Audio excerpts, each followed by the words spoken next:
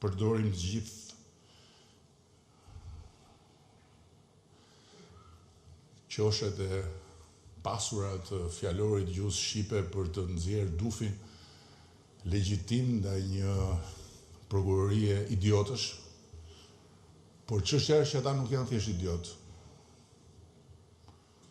Ata janë instrumenta të një gjykate e cila është edhe më politike fatkeqësisht se sa gjykatat e Serbisë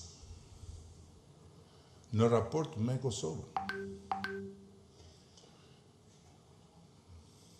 Me ligjet e kohës, nëse i referohemi ligjeve të kohës, kur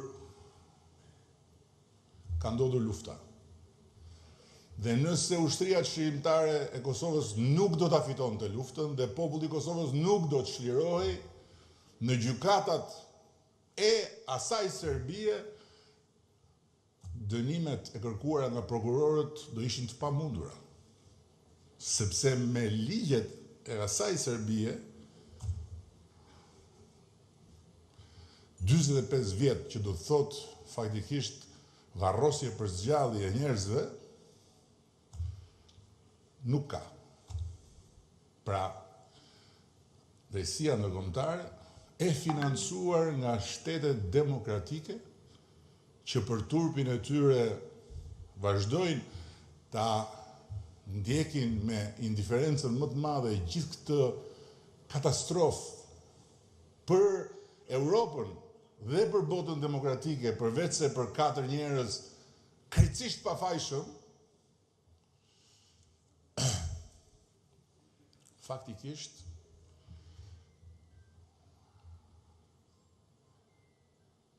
bën që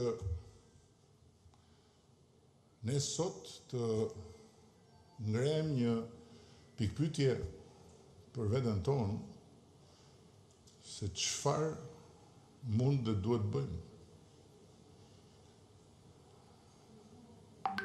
Nuk e kam përgjigjen për këtë. Por jam i sigurt që duhet bëjmë diçka ende më shumë për këtë. Sepse është një katastrofë për vetë drejtësinë ndërkombëtare, për vetë Europën, për perëndimin demokratik, të cilin Kosova e testoi dhe fatmirësisht perëndimi duke e njohur Kosovën kaloi testin e humanizmit vet.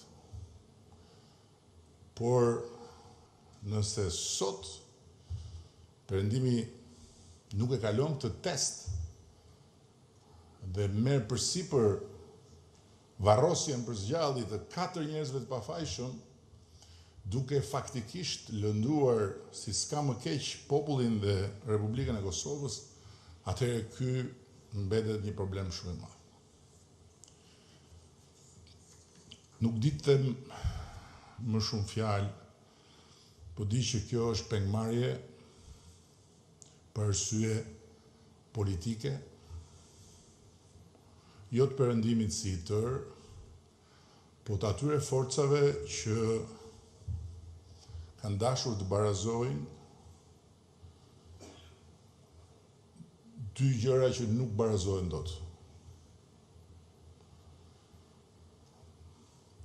Dhunën etnike të një makinerie lufte tërësisht fashiste dhe luftën çlirimtare të një ushtrie e cila emrin e ka pasur ushtri, por në fakt ka qenë një mobilizim popullor ku ata të cilët janë trajtuar atje në gjyq si komandant të një force të rregullt, kanë qenë udhëheqësit shpirtëror, moral dhe politik të këtij mobilizimi. Dhe mbi të gjitha ka diçka tjetër që është ende më e rëndë, sepse në qoftë se për perëndimin flas. Në qoftë se Hashim Thaçi, Kadri Veseli, Jakub Krasniqi dhe Recep Selimi duhet varrosen për zgjalli për luftën dhe për çfarë ka ndodhur gjatë luftës në Kosovë, atëherë duhet të vazhdojnë arrestimet. Duhet arrestohet Bill Clinton, duhet arrestohet Javier Solana, duhet arrestohen Tony Blair, nuk diskutohet,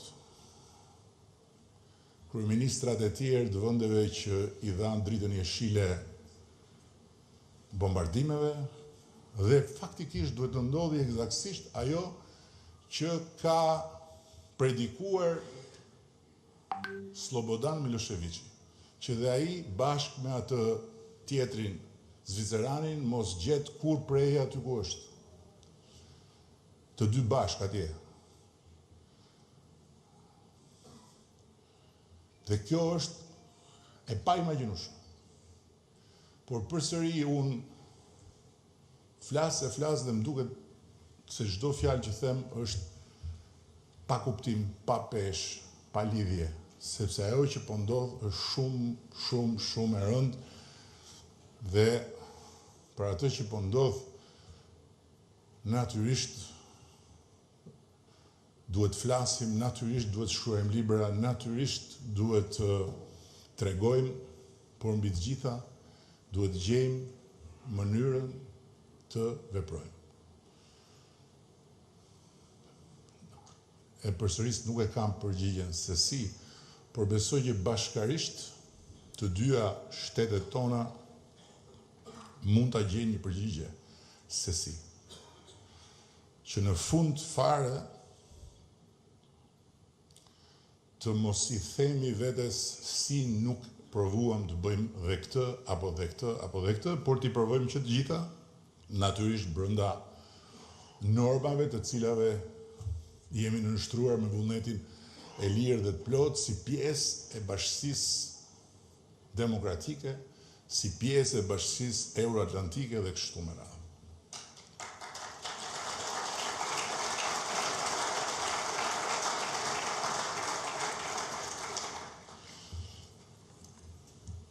Profesor, faleminderit edhe për ftesën, ishte vërtet kënaqësi që të isha këtu, do të kisha dashur që të ishim së bashku në këtë promovim pa pasur mbi shpatulla këtë barën e madhe të atyre 45 vjetëve për secilin prej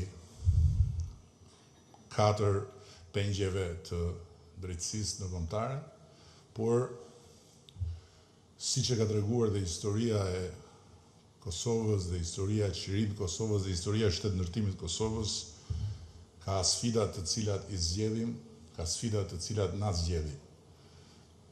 Ajo që na takon është që të mos i lëm pa i fituar të parat dhe të mos i shmangemi të dytave, duke bërë gjithçka që kemi në dorë për t'i fituar. Unë besoj që nëse shpresa, siç thonë, vdes e fundit, shpresa lidhur me kërkimin e drejtësisë dhe mbi të gjitha lidhur me besimin tek rruga e arsyes atyre që do t'japin gjykimin përfundimtar, nuk do vdes dhe në asnjë mënyrë nuk duhet lënë që të vdes. Shumë faleminderit gjithëve.